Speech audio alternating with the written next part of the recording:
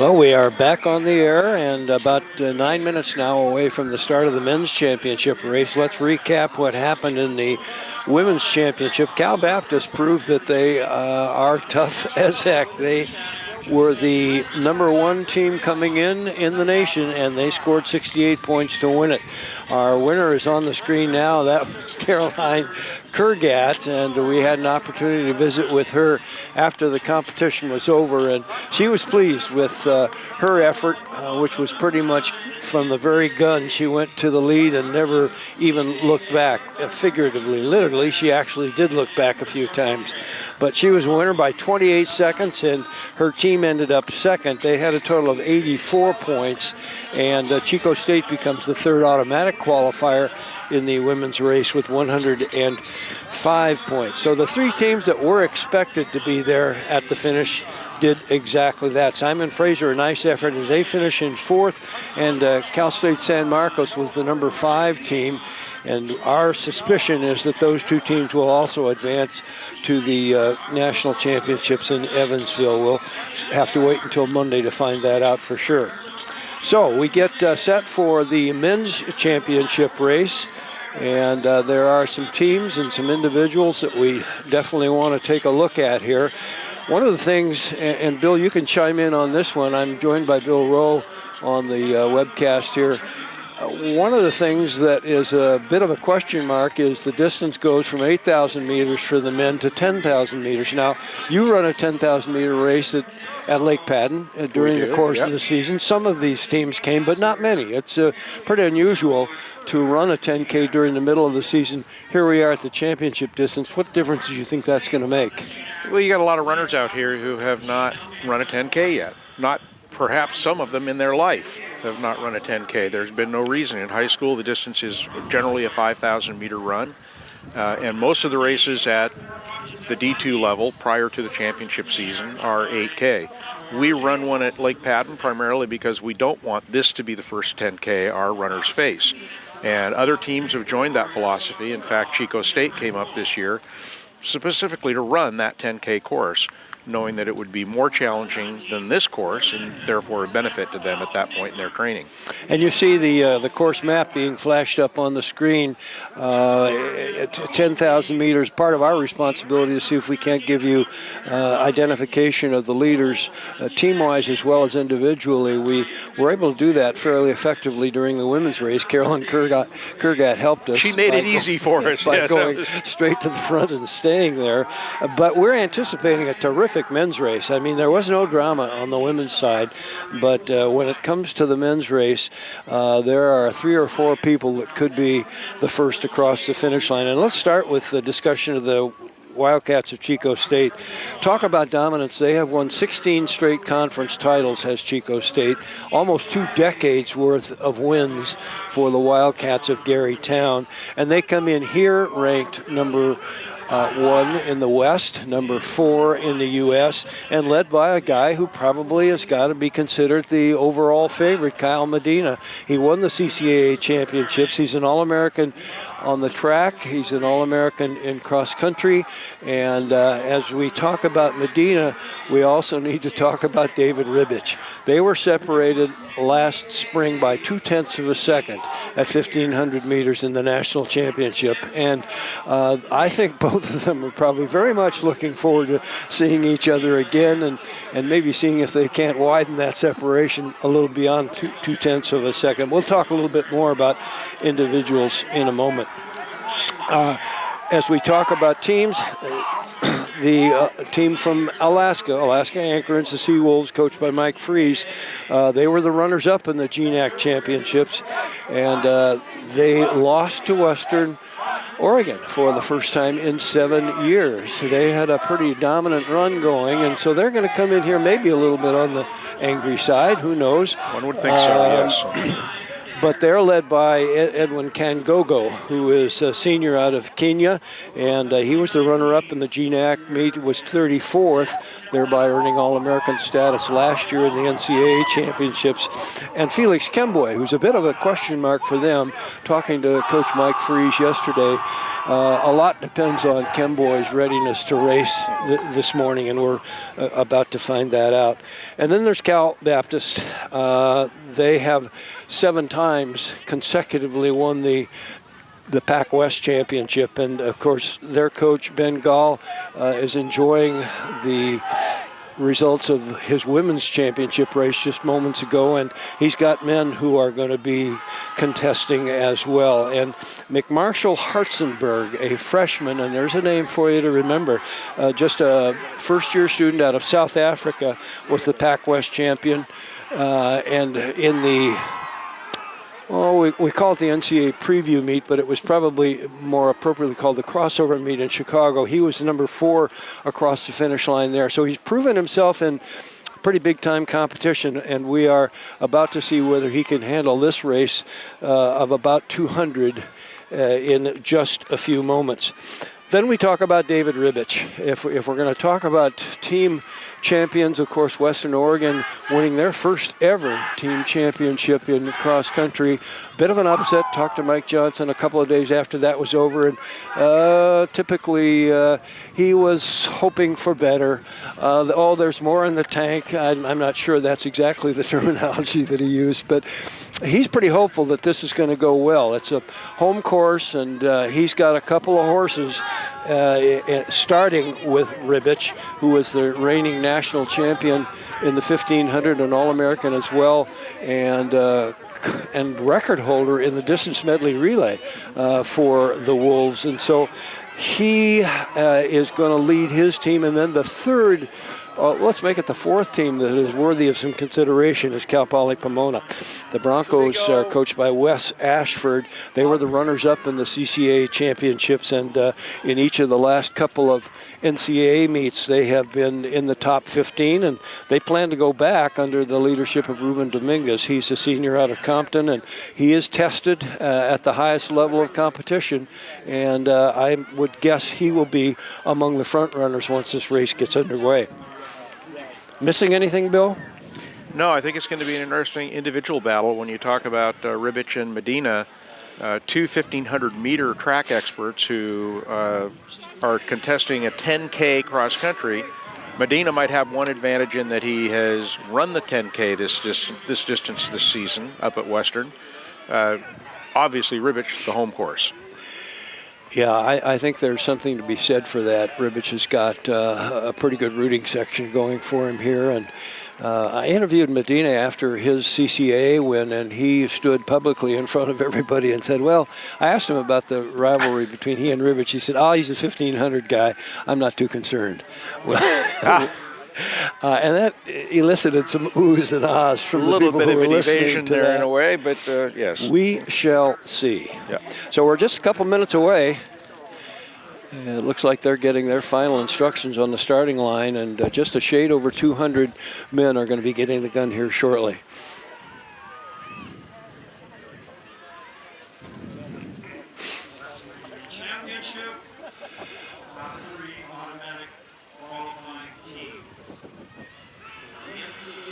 Gun is up.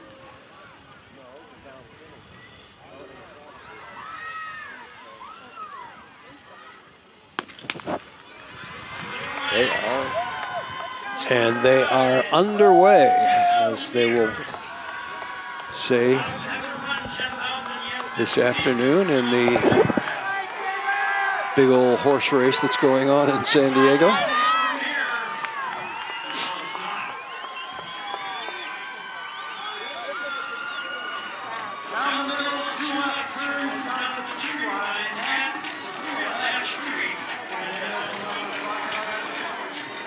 Yeah, you can see on your screen, Cal Baptist has opted to be on the far left-hand side there in the gold over blue. The Lancers have got some sort of strategy planned here for the first 75 meters. There's only 9,025 meters to go, but early on they were the leaders.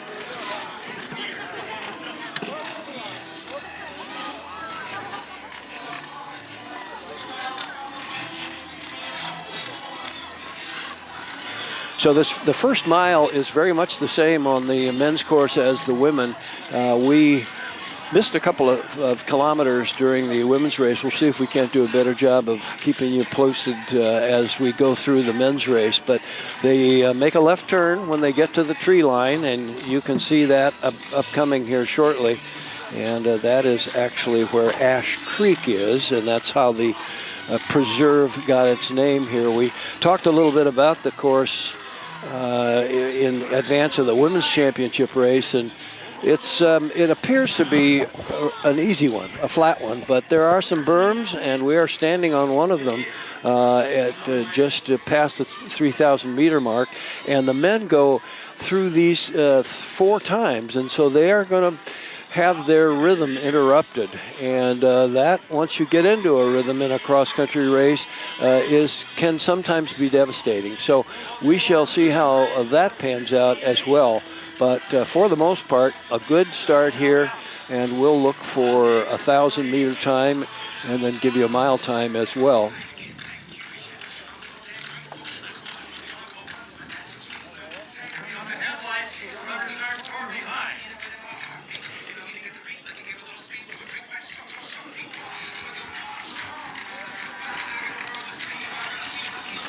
Cross country's that interesting mix, Dixon, where you get the runners from literally track events from 800 meters up to 10,000, and in international cross country, marathon. So the range of the people out here is far greater than if you just look at a 5K or even a 10K on the track.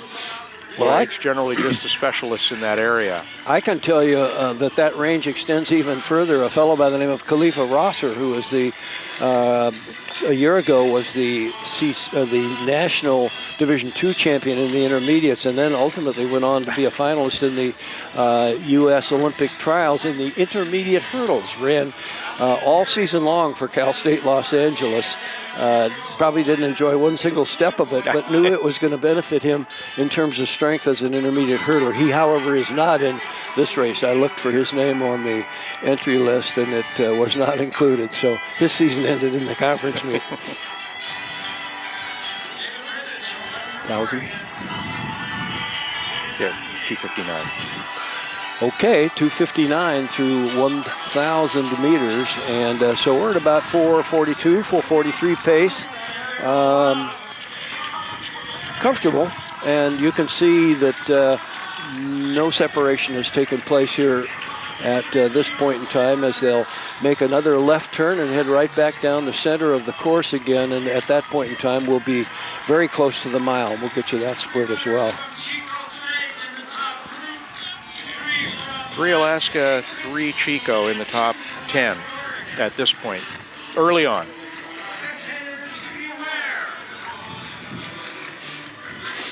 Alaska Anchorage in the green over black, Chico in the white over maroon have pretty good representation in the top dozen or so as they make that next left turn, and we're just a couple hundred yards away from a mile. Among the others up there in that top group, Jorgensen from Simon Fraser, and both of our Nading and Ribich, Western Oregon, and our mile coming up. All right, we are looking at a mile almost directly across from where we are. Well, I don't know how accurate that was, because we've got 5:07 on our watch, and they're certainly traveling at a bit faster pace than that. But you can see the team battle is already beginning to shape up just a little bit here. We can see Nading and Ribich on the left-hand side of the pack. Looks like Henry Kangogo leading for Alaska Anchorage. He's at the front of this still very large group. By this point in the women's race, Caroline Kurgat had made her presence known in no uncertain terms and ran away with that women's championship. But it's going to be a little different story here for the men.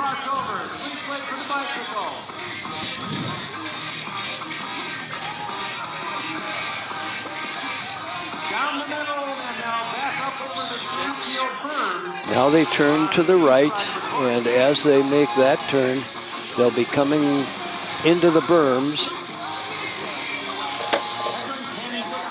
So 2K at 6:04 total, so 3:05 for that kilometer. And once again, by our reckoning, yeah, they're going to be just a little bit under 5-minute mile pace. So they're about 4:52 pace for the mile as they go through 2K. And they are going to come right past us, so we're going to get an opportunity to see who looks comfortable and who doesn't. At this point in time, pretty much everybody is comfortable. We're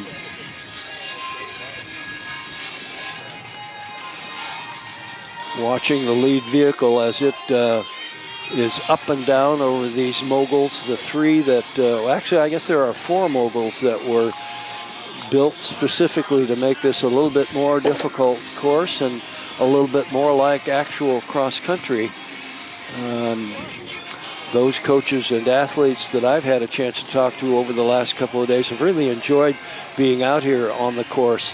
Weather-wise, we've had pretty good luck. We are, probably just a little bit over 40 degrees. We can see some blue sky. We have had no rain whatsoever today, and the forecast is for whatever rain may occur will happen later in the day. So here comes the lead vehicle, and we can see Ken Gogo trying to duplicate his teammate Carolyn Kurgat's effort as he is the front runner in the green over black.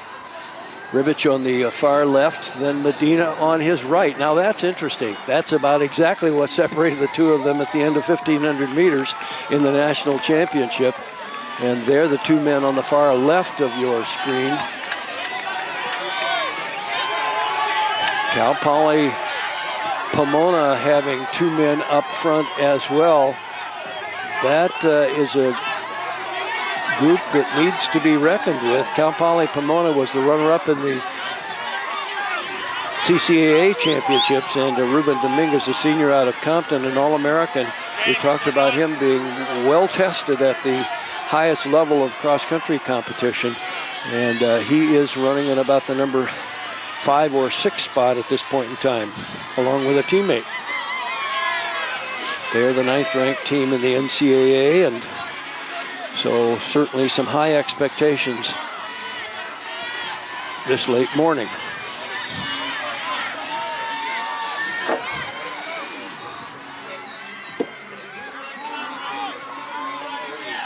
.908 at 3,000 meters.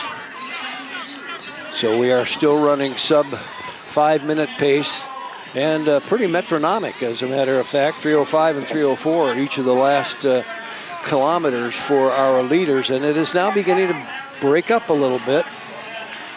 You can see on your screen that there are 15, maybe as many as 20, possibly even more than that in that front group, but then it's beginning to string out beyond that. 22, 23 men in that front-running group.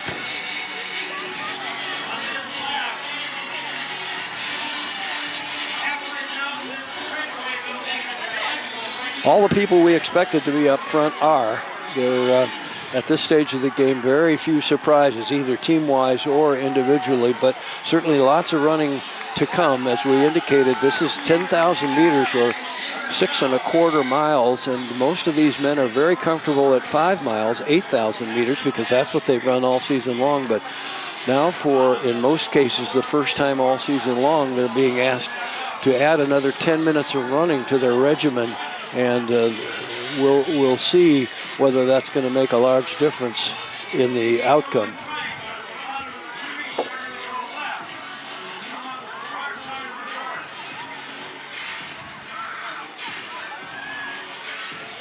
Tom Heinonen, who is doing the public address announcing, has spent lots of time here on on this course, this Ash Creek course, and he knows it well, and we're listening to him talk about what comes next. It's a left turn as they go down over that berm, and you can see heads, but you can't see much more of them, and they disappear to a certain degree at this point for a little while, and then they'll come back into view here in, about 10, 15 seconds. Continues to be Ken Gogo at the front, Ribich shadowing him, as if there were shadows on a day like today.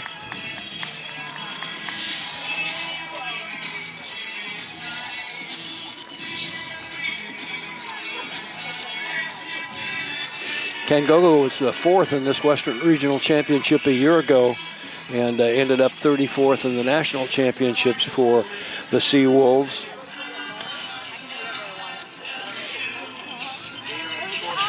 They are the number 16 ranked team in the country, and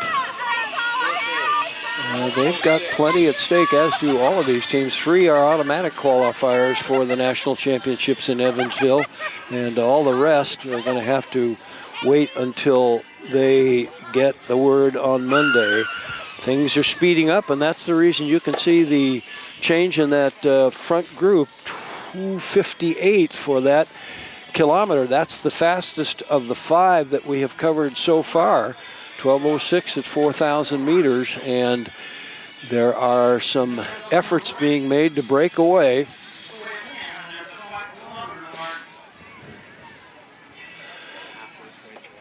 Coming up to 5K, which is the midway point of this, and you can see Ribich there running with the gloves, the big red W on his chest. He is certainly the hometown favorite. Ken Gogo in the green and black of Alaska Anchorage.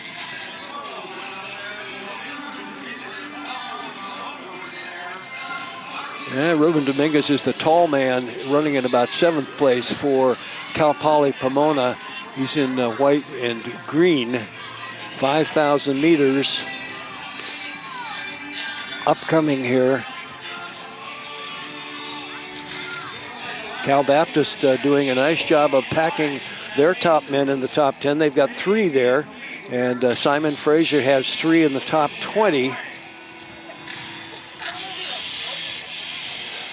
We know there are 2 from Cal Poly Pomona in that top dozen or so. 5,000 meters.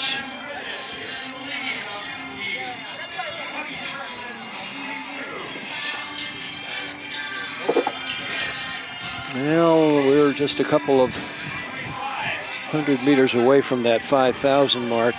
So the team battle appears to be Cal Baptist, Simon Fraser, and Alaska Anchorage here midway through this race.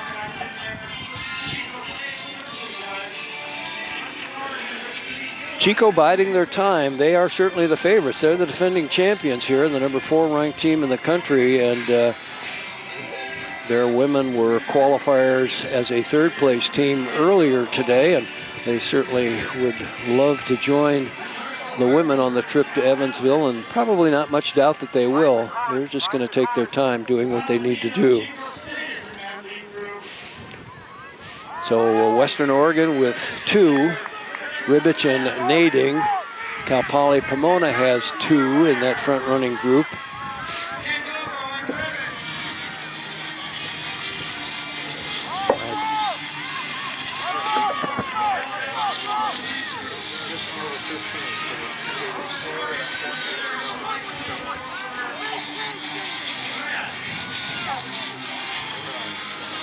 .15:09 at 5K.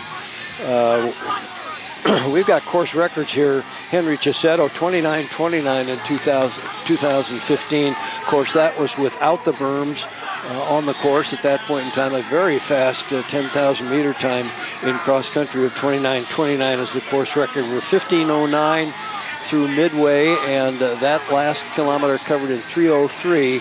So once the burst occurred in kilometer number 4, things have begun to slacken off just a little bit, and there are still a dozen or more in that front running group.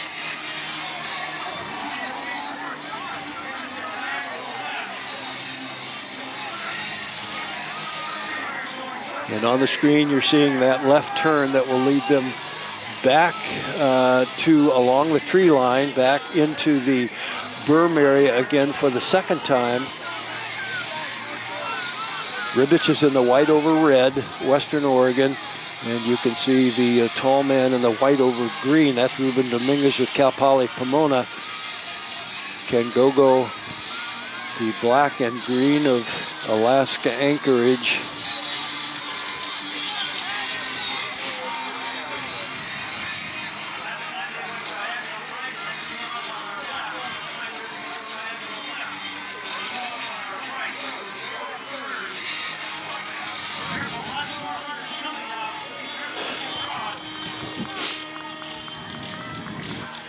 And a typical cross-country crowd, full of energy and certainly willing to move around, unlike a lot of sporting activities where you sit on your hands throughout the course of the competition that you're watching. None of that going on this morning. In part, it's because people want to stay warm, and it's a little bit over 40 degrees, and I suspect for those in the Northwest, this is kind of balmy weather, but for us San Diegans, it's a little bit on the cool side.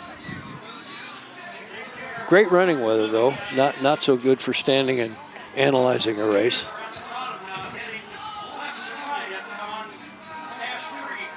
They're coming back our direction now as they are into the berm area of the course.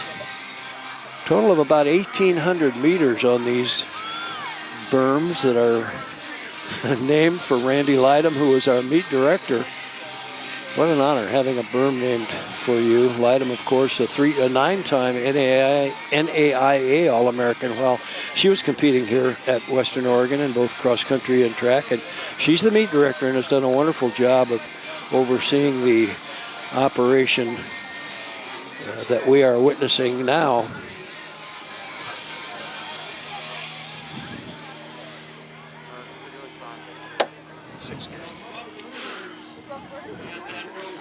Oh boy. Bill Rowe keeping track of our splits for us has 6K at 18:04, 2:55. So that one picked up, and once again we have begun to pull that lead pack apart just a little bit. But there are still plenty of people there contesting the race. The man in the front with the yellow on the front, that is Dominguez. No, that's not Dominguez. That is his teammate, Ribich on the far right. And there is McMaster from Cal Baptist in the gold over blue. He is the Pac West champion.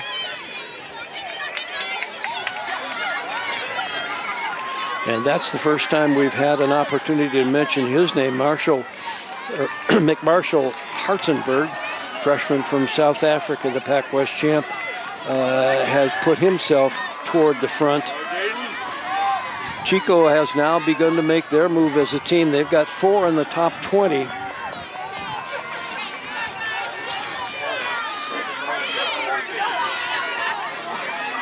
And Cal Poly Pomona has 2 in the top 10 and then 2 more in the top 40. So they are doing a nice job.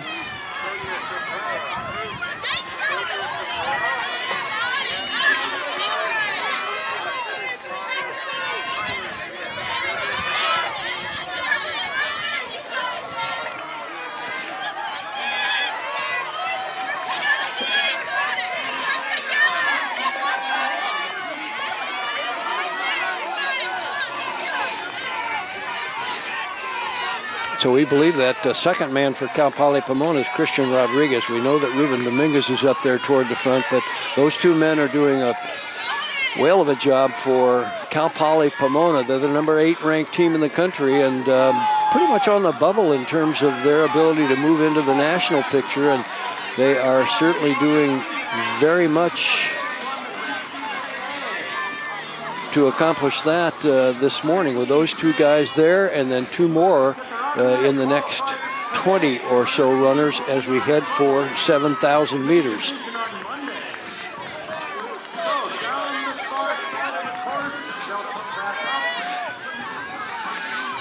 We haven't mentioned Kyle Medina for a little while. Medina, of course, the senior from Chico State.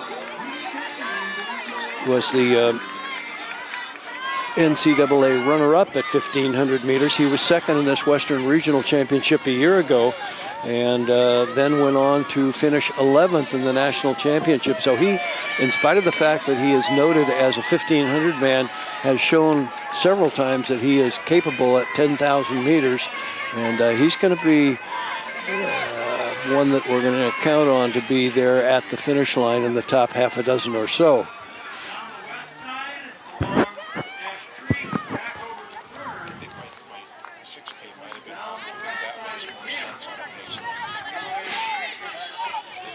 And we can make a little amendment in some of the split times. That sixth kilometer wasn't quite as fast as we indicated. We caught it at a wrong time. So pace stays pretty much the same. 3:03 for the last 2 kilometers, and then 3:04 for the one just completed through 7,000 meters at 21:16.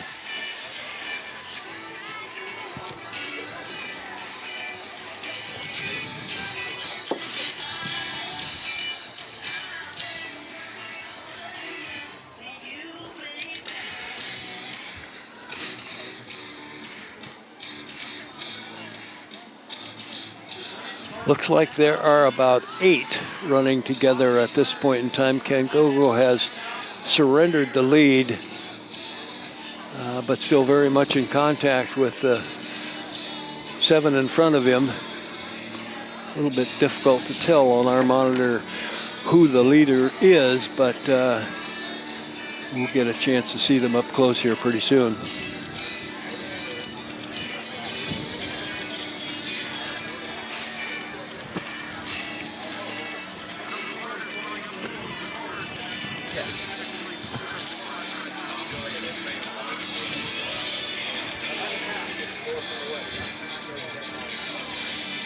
Well, it looks like it's McMarshall Hartzenberg, the freshman from Cal Baptist, having made his way to the front of the pack and maybe trying to make a definitive move here. You can see him with a stride or so. Ribich running comfortably, looking behind him in the white over red of Western Oregon. And there is Medina, now sandwiched between Hartzenberg and Ribich. So that is the freshman from South Africa and Cal Baptist, McMarshall Hartzenberg, the Pac West champion. Then Ribich shadowing him, and Medina within a stride in third for Chico.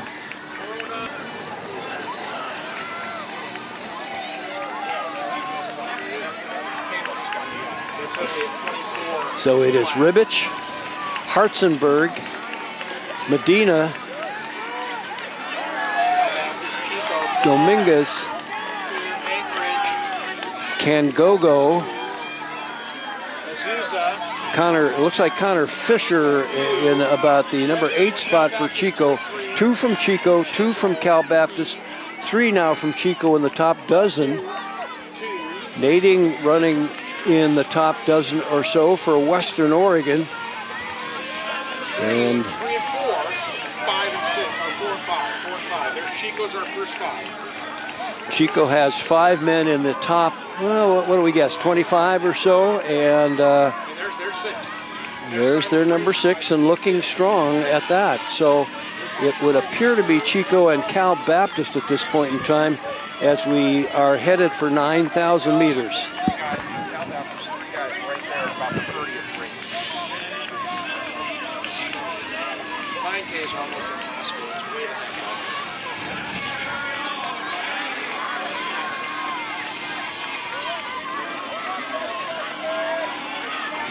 And the other man that has made his way to the front, Gatien Arrow of Academy of Art in San Francisco for the Urban Knights. He has made his way through the pack and running strongly at this point in time. Well, Ribich and Cal Baptist leaders still running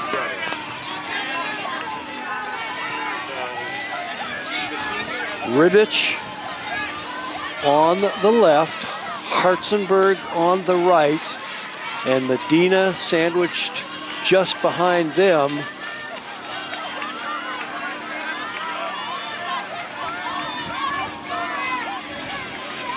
And then we believe that it's Christian Rodriguez who is running in 4th for Cal Poly Pomona.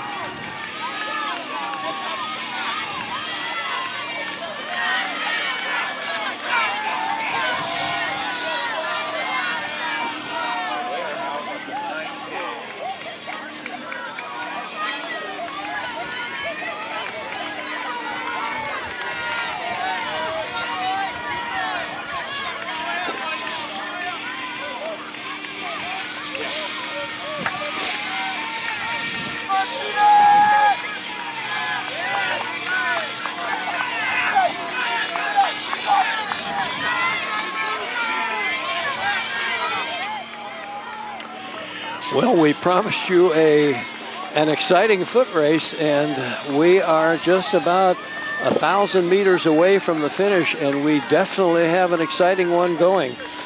Unlike the women's race where Caroline Kurgat ran away with it by 28 seconds, this one may well come down to the last several strides.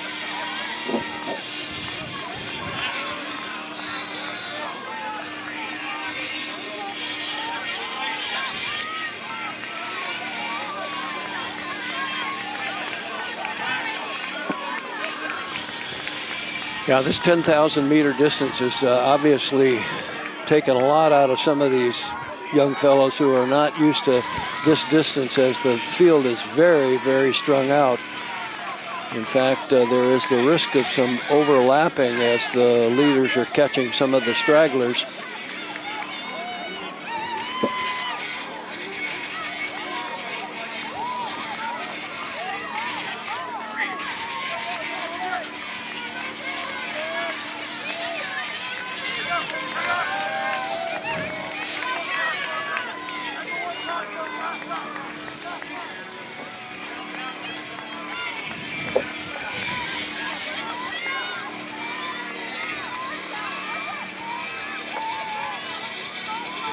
Yeah, we're not exactly sure what we're seeing on the monitor at this point in time. There are some parts of this course that are pretty difficult to get on the screen, and we may be in that position. Here comes the lead vehicle, the Gator heading back this direction.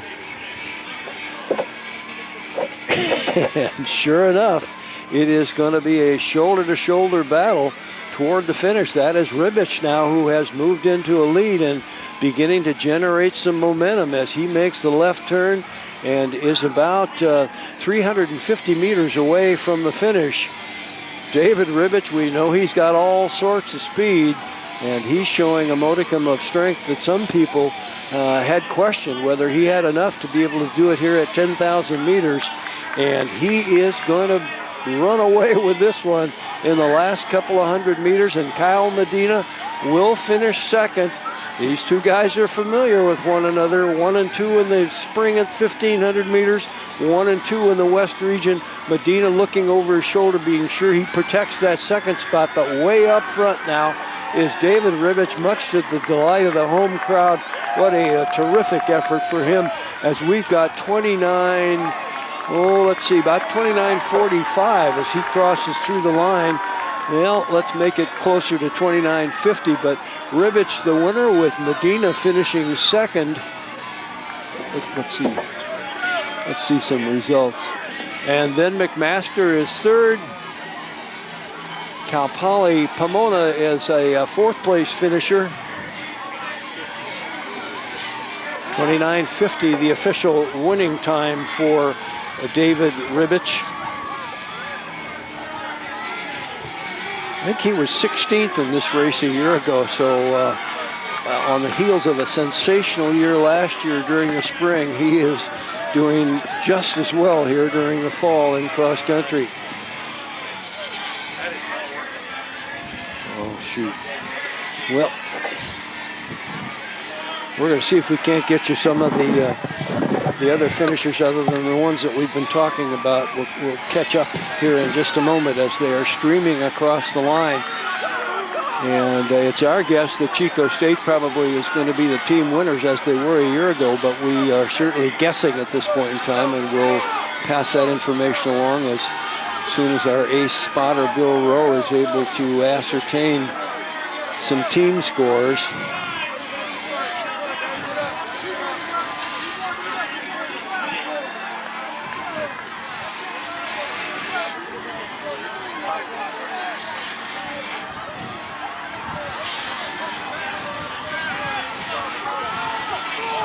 Pretty good crowd here. This is a day on which Western Oregon is playing a home football game. It's their homecoming. They've got Azusa Pacific, and right behind us there is a women's rugby match going on.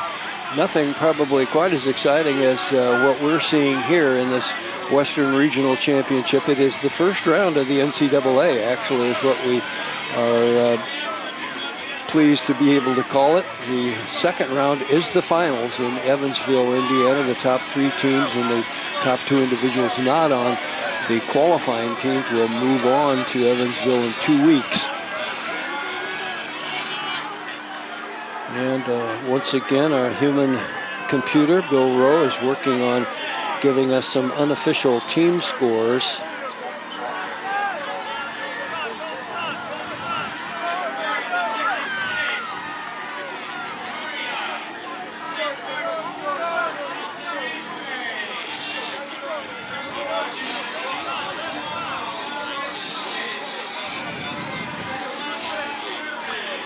So David Ribich, the senior out of Enterprise, Oregon, school record holder at 1,500 meters, now makes his mark in cross country, and a big, strong mark it is, as he is our winner here this afternoon. We've got 29:50 as the official winning time for him. A large percentage of the Ribich family on hand to watch their favorite son in his performance this morning.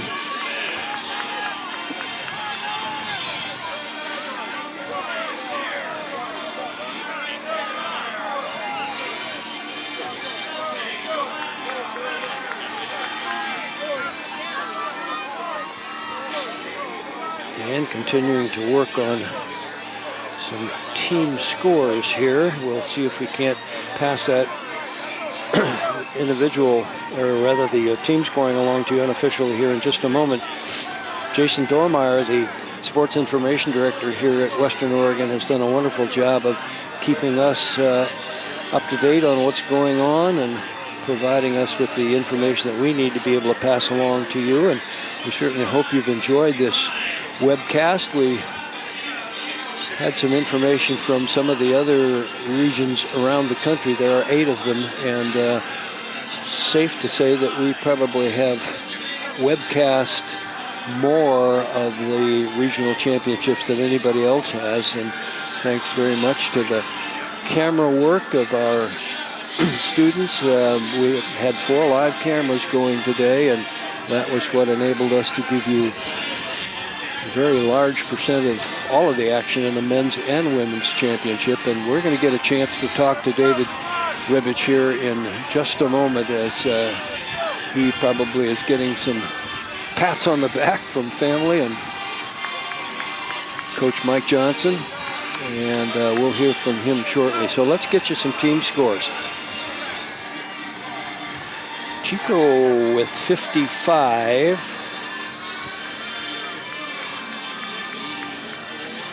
So it would look like the Wildcats are going to win their second in a row, and they're, I think it's like their 5th in the last 6 years. They've been pretty dominant here, as they have been in the CCA. They won 16 straight conference titles, has Chico State, and they're equally as dominant here.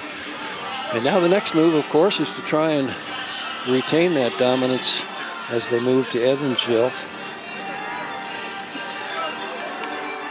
We've got Cal Baptist with 84 points, and that would appear to be the number 2 team.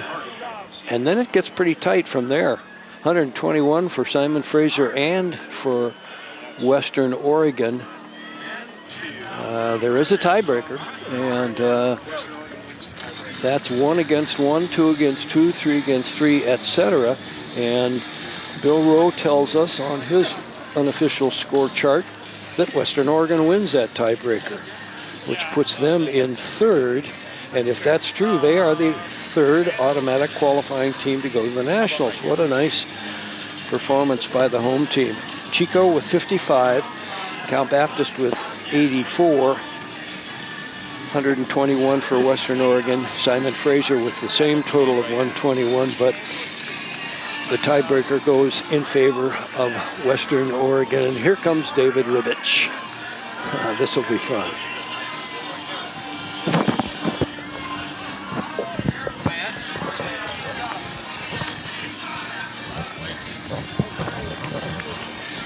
Oh, this is official. This is cool. Thanks, boss.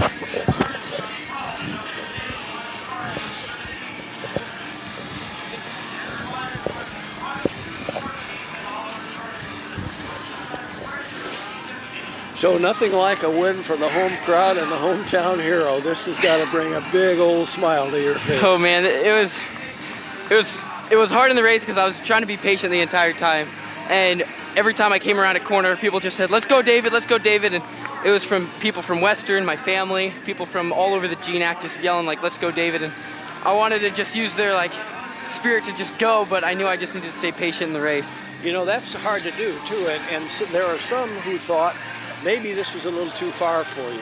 10,000 meters for a 1,500, 800 guy could be a little difficult. It sure didn't look like it. It was, the most difficult part was just trying to stay patient, because although I am like a 1,500 guy and I want to kick in hard at the end, I also just want to grind it out and really just try to separate the field. But I mean, I've trusted in Johnson. You know, this is a different year than we've had any other year, and Johnson specified our 5K, 10K workouts, and so everyone was talking to me all week like, "David, you can win this, you can win this," and I tried to ignore that because, you know, Kyle Medina is an incredible competitor. I face him at nationals. Everyone here is just absolutely incredible. Well, you'll be interested to know that I interviewed Kyle after the CCAA championship that he won, and I said, "How about that rivalry between you and David Ribich?" Oh, he said, "I'm not worried about him. He's a 1,500 guy." Yeah, no, don't worry. I got word on that probably the day of, and it's been a long, focused 2 weeks. You know, like I'm saying, trying to drop it early and just grind it out. I wanted to play into their race today. I wanted to just let them control it, and if I just stayed patient and covered all the moves, I think that makes people sweat the most when they don't think you're gonna be there, but you are, and they just look over and say, "Crap, he's still here." They pick it up, "Oh crap, he's still here." And so, yeah, no, I'm a 1,500 guy, but I think what it comes down to is myself and the rest of the Wolves we're racers. You know, no matter the distance, we want to race it. You're a thinking man distance runner, and that's what counts. Talk a little bit about what's coming up. You've got 2 weeks to prepare for the Nationals.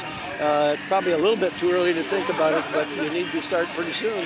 No, I've been thinking about it all year. I mean, I didn't qualify last year. I was a little hurt, and I got 15th at the regional meet, and that was a blessing in disguise because throughout my entire athletic career, I'd been injury-free, healthy every time I raced, and with that race falling short, just kind of relished every moment beyond or before that, because I got 67th at nationals my sophomore year, and I thought, you know, that I was disappointed at the time.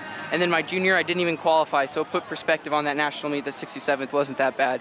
And so going into these next 2 weeks, I'm just hoping and praying that we get one of the automatic bids, and if not an automatic, we get selected as a team, because I've been there as an individual. I've done individual championships, but what I want right now is that team. Well, David, go enjoy it with your team and your mom and your dad and the rest of your family. Thank you. Congratulations on a wonderful Thank win. you. Keep it rolling, buddy. Thank you. We'll do 2 more weeks.